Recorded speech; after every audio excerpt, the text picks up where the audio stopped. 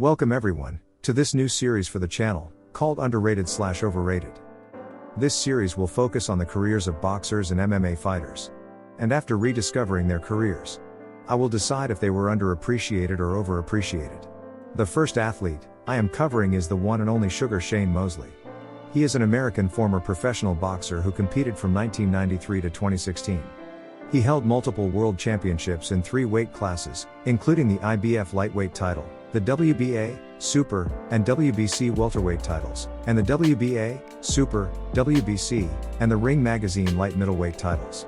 He was also a lineal champion at welterweight, twice, and light middleweight, a talented boxer back in the day, and had many classic fights against Oscar de la Hoya and Wilfredo Rivera. Gave Mosley a worldwide recognition. With a professional record of 49 wins, 10 losses and 1 draw. You would say Mosley had a great career. And with his achievements and accolade, you would say he is one of the best boxers of his era. However, if you look at his record closely, he did come up short against top-level fighters, and that may be the reason why he is never in the conversation for the top boxers of all time or even in his era. But nonetheless, as I go through his career from start to finish, let's take a look and decide if Sugar is underrated or overrated. Let's go. Shane Mosley was born in Linwood, California on September 7, 1971. Later on, he and his family moved to Pomona, California. Mosley became interested in boxing after watching his father, Jack Mosley, fight in the street. Since the age of 8, Mosley has been trained and managed by his father. Jack Mosley, noting his son's interest, took up the role of trainer and manager. The father and son duo were a team, with Shane Mosley completing an outstanding amateur career. In his amateur career, Mosley was an amateur standout with an almost unbelievable record of 250 wins and 16 losses. He achieved so many accolades at the amateur level, such as 1989 United States Amateur Champion at lightweight, 1989 World Junior Championships silver medalist, 1990 United States Amateur Champion at lightweight, 1990 Goodwill Games bronze medalist, and 1992 United States Amateur Champion at light welterweight. Mosley was firing up and created a big buzz for himself ahead of his professional debut. Before his professional debut, he was given the nickname Sugar. This name was also used by legendary boxers Ray Robinson and Ray Leonard.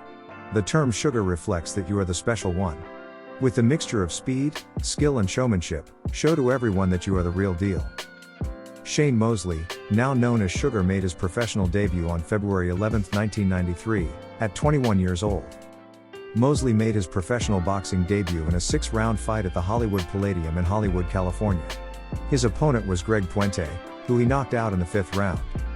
A great start for Mosley, and then he went on 24 fights win streak from 1993 to 1997.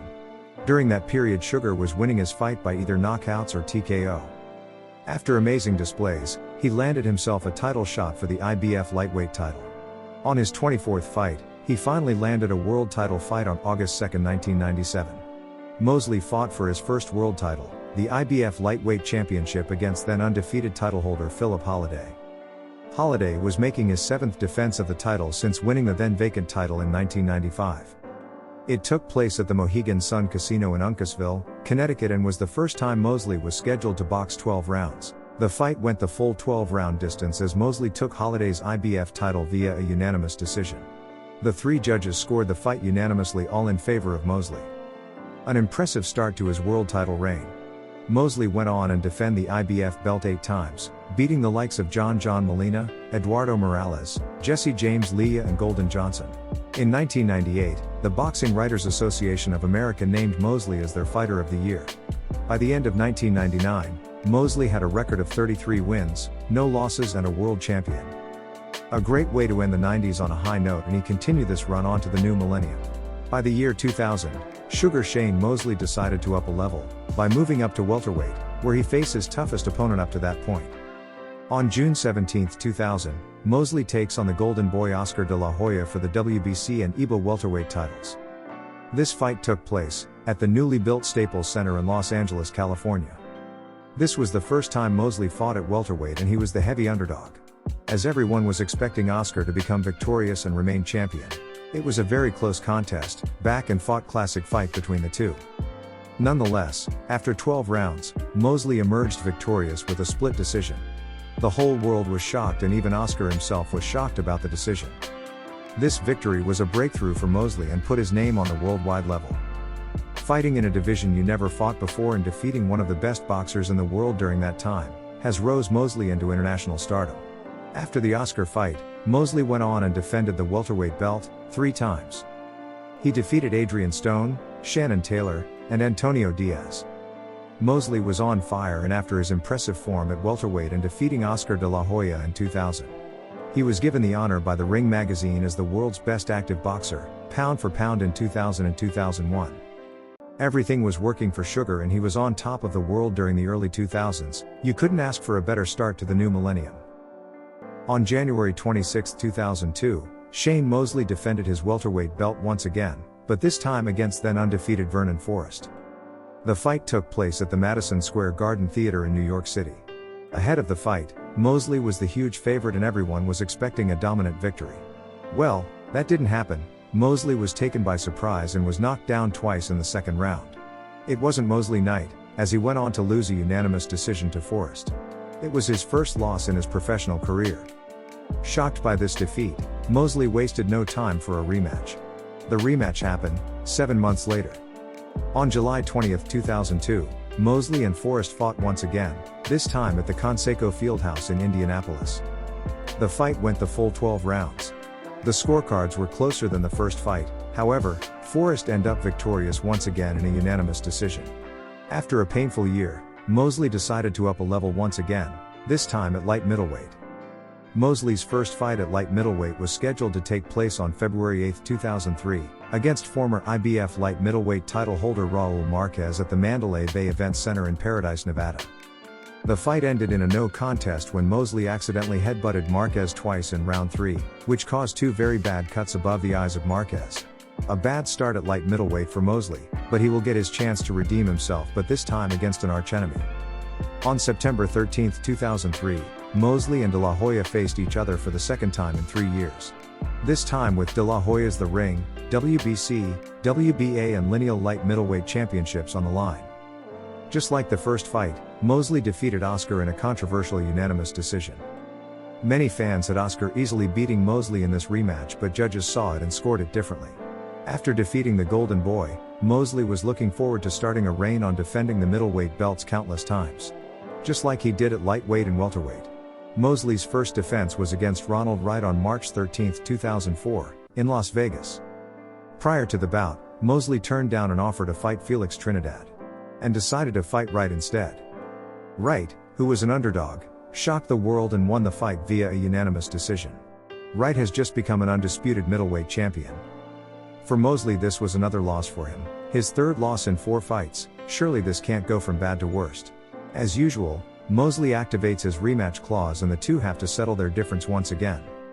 Instead of accepting the big money fight against Felix Trinidad, Mosley chose the rematch against Ronald Wright on November 20, 2004, at the Mandalay Bay Resort and Casino. The fight was for the WBC, WBA Super and the Ring Magazine World title. Wright was stripped of the IBF title on April 19, 2004, because he agreed to have a rematch with Mosley instead of defending the title against the mandatory challenger Kasim Uma. The fight went the distance. One judge had it 114 to 114 even, whilst the other 2 scored it 115 to 113 in favor of Wright, meaning he scored back-to-back victories over Mosley. This was Mosley's 4th defeat in his career and now 4 losses in his last 5 fights. After back-to-back defeats, questions were being raised about Mosley, what his next move was, who his next challenge or what will happen next. From 2005 to 2009, Mosley was on a comeback trail to rebuild and once again challenge for a world title. He was on a good run during that period and even gained a world interim title by defeating Luis Collazo in 2006. Which led to a title shot in 2007 against Puerto Rico great Miguel Cotto. On November 10, 2007, Mosley would challenge undefeated Miguel Cotto for his WBA welterweight title. The fight, being billed as Fast and Furious, was announced to take place at the Madison Square Garden in New York City. It was a tough contest and both fighters put up a good showing. However, the judges favored Cotto and defeated Mosley by unanimous decision, giving Mosley his 5th professional loss in his career. After the Cotto defeat, Mosley went on a 2-fight win streak and eventually became a world by the end of the decade. Mosley began training with Nazem Richardson. No longer was his father Jack was going to be his trainer.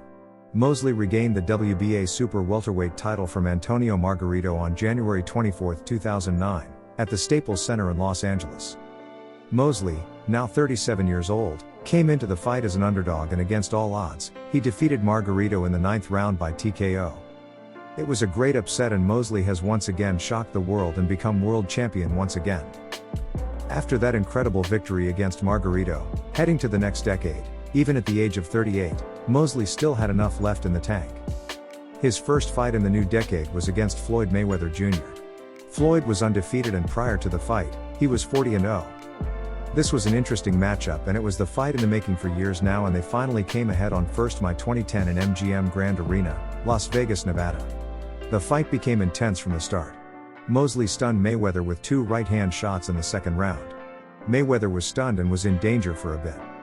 However, Mayweather recovered well and dominated the remainder of the fight with superior reflexes and his effective counter-punching style, eventually beating Mosley in a wide decision to win Mosley's lineal welterweight championship. And things went from bad to worst for Sugar, because on May 22, 2010, Mosley was stripped of his WBA super welterweight title due to not making a mandatory defense. Moving on from the Mayweather fight, you will hope Mosley will bounce back.